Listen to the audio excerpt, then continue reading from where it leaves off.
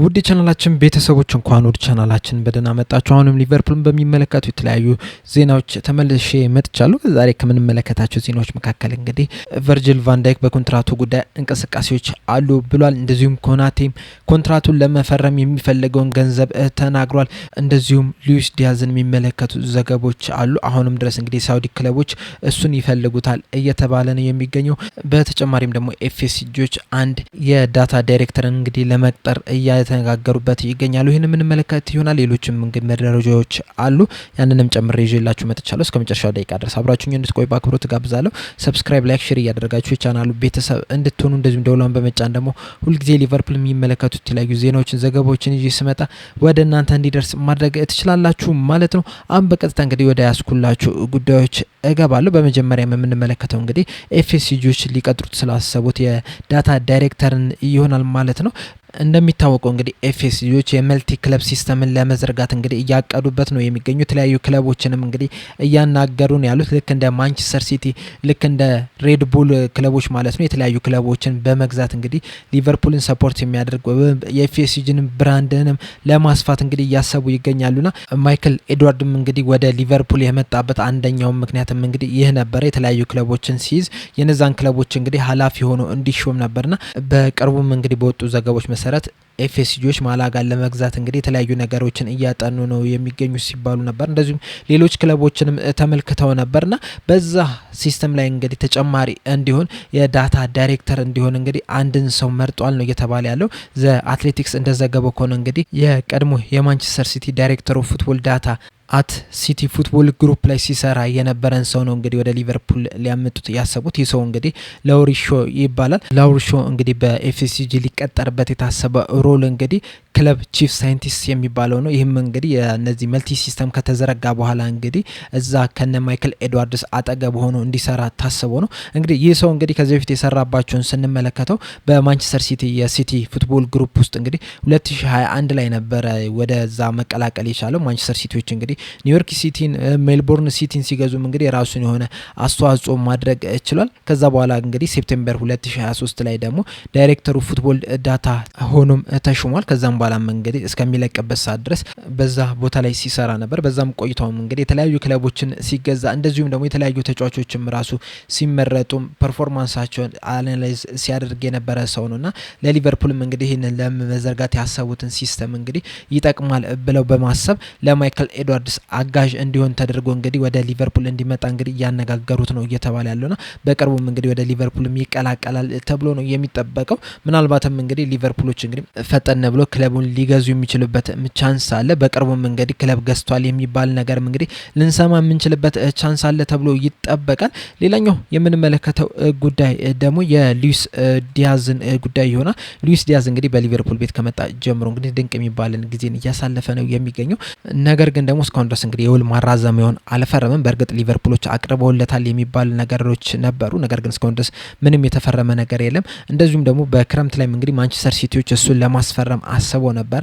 ያም ነገር እንግዲህ ስኬታማ አልሆነም። በተጨማሪም በዚህ በጃንዋሪ ዝውውር መስኮት ላይም እንግዲህ አንዳንድ ክለቦች ሲፈልጉት ነበረ ተብሎ ነበረ። እናም አሁን ላይ በወጡት መረጃዎች ደግሞ በተለይ ደግሞ ፋብሪዚዮ ሮማኖ እንደዘገበው ከሆነ እንግዲህ አሁንም ከሳውዲ ክለቦች እሱ ላይ ፍላጎት አላቸው ነው እያለ ያለው። ምናልባትም እንግዲህ በዚህ የክረምቱ የዝውውር መስኮትም እንግዲህ እሱን ለማስፈረም ወደ ሊቨርፑሎች ሊጠጉ ይችላሉ ነው እየተባለ ያለው። ምናልባትም እንግዲህ ከሊቨርፑል የሚወጣበትም ቻንስም ሊኖር ይችላል። ምክንያቱም እንግዲህ የክረምቱ የዝውውሩ መስኮት እንደተከፈተ እንግዲህ ከሊቨርፑል ጋር የሚያቆየው ኮንትራት 2 ዓመት ብቻ ነው የሚቀረውና ወይ ማራዘም መቻል አለባቸው፣ ካልሆነ ደግሞ ከአሁኑ መሸጥ ያለባቸው ይመስለኛል። ምክንያቱም እንግዲህ ኮንትራቱን ለመጠናቀቅ በቀረበ ቁጥር እንግዲህ ሞር ፓወሩ የሚኖረው ተጫዋቹ ላይ ነው የሚሆነውና አልፈረምም ቢልም እንኳን ራሱ በነጻ የመውጣት ቻንስ ይኖራል። በዛ ላይ ደግሞ አሁን እንግዲህ 29 እየሆነ ነው ያለው። ቀጣይ ዓመት ላይ 29 ዓመቱ ነው የሚሆነውና ከዛ በኋላ በሊቨርፑል ቤት ምን ያህል ይቆያል የሚለው ነገር እንግዲህ ትልቅ ጥያቄ ነው የሚሆነውና ምናልባት እንግዲህ ማይክል ኤድዋርድስ ከሚጠቀምባቸው ሲስተሞች አንደኛው እንግዲህ አንድ ተጫዋች 30 ዓመት ከሞላው በኋላ በሊቨርፑል ብዙም እንዲቆይ አይፈለግም።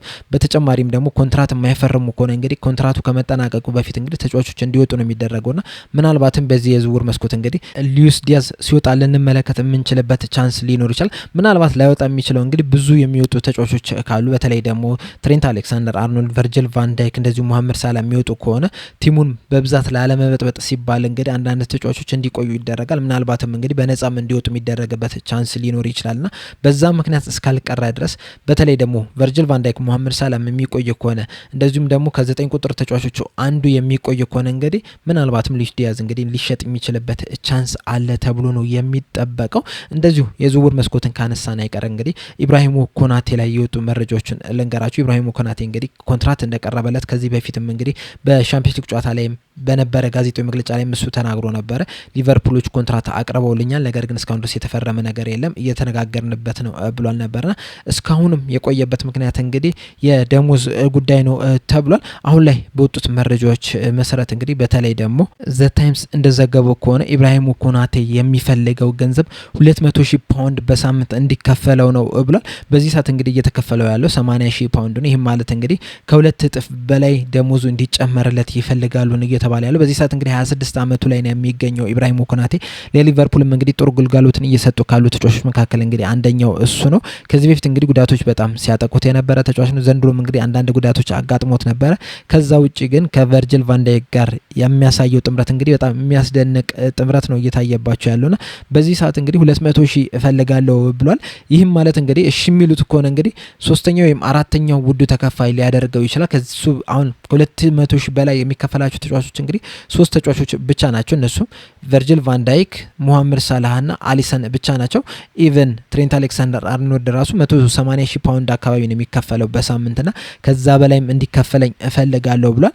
ይህ ነገር እንግዲህ ሊቨርፑሎች እሺ ላሉ የሚለው ነገር እንግዲህ ትልቅ ጥያቄ ነው። በእርግጥ ልጁ በሊቨርፑል ቆይታው እንግዲህ ድንቅ የሚባል ጊዜውን እያሳለፈ ነው የሚገኘው። ምናልባትም እንግዲህ ኮንትራቱን የማያድስ ከሆነ እንግዲህ 2026 ላይ ነው የሚጠናቀቀው የሱ ኮንትራት። ስለዚህም እንግዲህ 1 አመት ብቻ ነው የሚቀረውና ምናልባት የሚፈለገውን ገንዘብ ከፍለውት ኮንትራቱን አራዝሞት ከዛ በኋላ ባሉት ጊዜያቶች እንግዲህ ሊሸጡታል የሚለው ነገር አንድ የሚያስኬድ ነገር ሊሆን ይችላል። ነገር ግን ደግሞ እዚህ ጋር ሊቨርፑሎችን ላያሳምናቸው የሚችል ወይም ሊያስፈራቸው የሚችለው ነገር እንግዲህ ምንድነው የዚህ የደሞዝ ጉዳይ ነው። ምክንያቱም እንግዲህ አንድ ተጫዋች ከ80,000 ፓውንድ ወደ 200,000 ፓውንድ የሚያድግ ከሆነ እንግዲህ ሌሎቹ ተጫዋቾች የሚጠይቁት ገንዘብ ምን ያህል የሚሆናል የሚለው ነገር እንግዲህ በጣም ትልቅ ጥያቄ ይሆናል። ምክንያቱም እንግዲህ አሁን ከብራድሊ ጋር እንግዲህ እየተደራደሩ ነው የሚገኙት። ምናልባትም በቅርቡ ይፈርማል ተብሎ ሲጠበቅ ነበር፣ እስካሁን ድረስ አልፈረመም።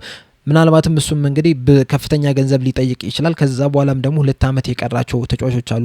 እነ ሮበርትሰን 2 አመት ነው የቀራቸው።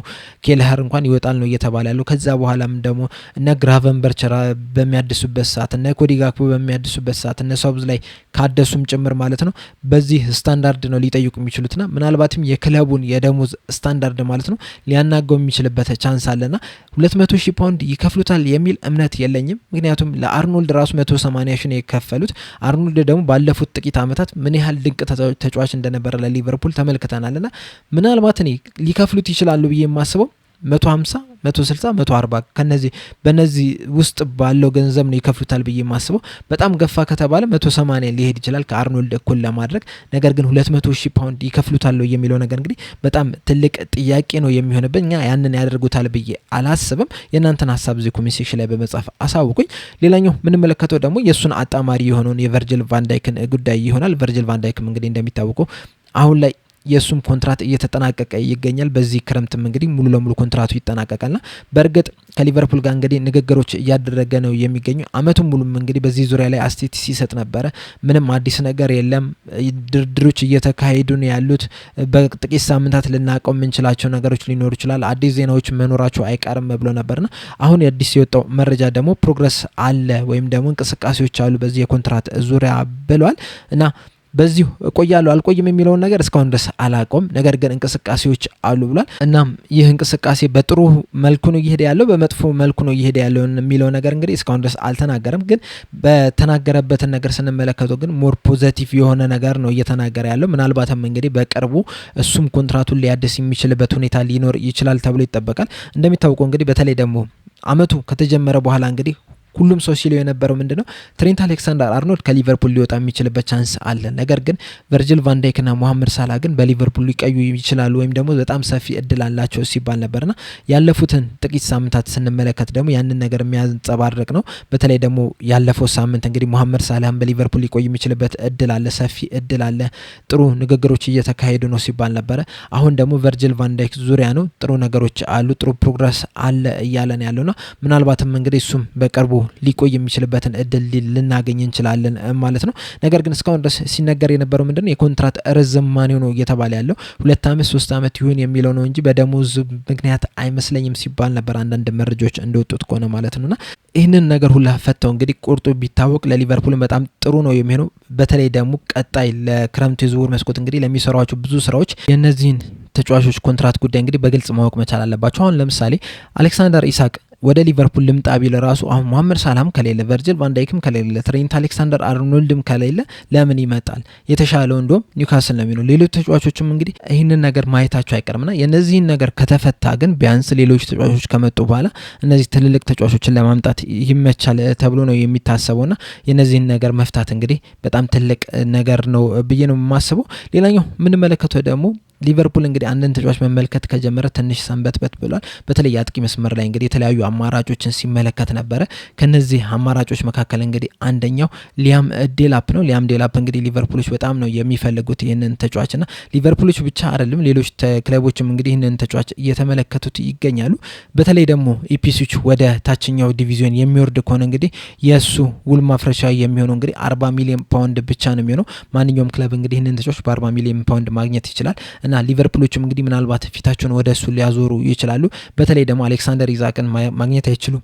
በተጨማሪም ደግሞ አልቫሬዝን ማግኘት አይችሉም፣ ምክንያቱም 100 ሚሊዮን ፓውንድ ነው እየተባለ ያለው። እንደዚሁም ጆ ፔድሮም 100 ሚሊዮን ፓውንድ ነው እያሉ ያሉት ብራይተኖችና እነዚህን ተጫዋቾች እንግዲህ 100 ሚሊዮን ፓውንድ እና ከዛ በላይ ነው የሚጠየቁባቸው። ነገር ግን ሊያም ዴላፕ እንግዲህ ዘንድሮ በኤፒሲዎች በጣም ጥሩ የሚባል እንቅስቃሴን እያካሄደ ነው የሚገኘው። ገና ወጣት ተጫዋች ነውና ምናልባትም ሊቨርፑሎች ወደ እሱ ፊታቸውን ሊያዞሩ ይችላሉ የሚሉ አንዳንድ መረጃዎች ወጥተው ነበርና አሁን ላይ እንግዲህ እንደወጡት መረጃዎች ከሆነ በ40 ሚሊዮን ፓውንድ ሊያገኙት ይችላሉ። ነገር ግን ደግሞ ሊቨርፑሎች ብቻ አይደለም ይህንን ተጫዋች የሚፈልጉት፣ ማንቸስተር ዩናይትዶች ይህንን ተጫዋች ይፈልጉታል፣ ቼልሲዎችም ይህንን ተጫዋች ይፈልጉታልና እንዲሁም አንዳንድ መረጃዎች ራሱ ማንቸስተር ሲቲም እሱን ሊመልሱት ይፈልጋሉ ሲባል ነበር። በእርግጥ ደግሞ የማርሙሽ ወደ ማንቸስተር ሲቲ መቀላቀል እንግዲህ ያንን ነገር ውድቅ አድርጎታልና ነገር ግን ከማንቸስተር ዩናይትድና ከቼልሲ ግን ጥብቅ የሆነ ፉክክር ይገጥማቸዋል ተብሎ ነው የሚጠበቀው።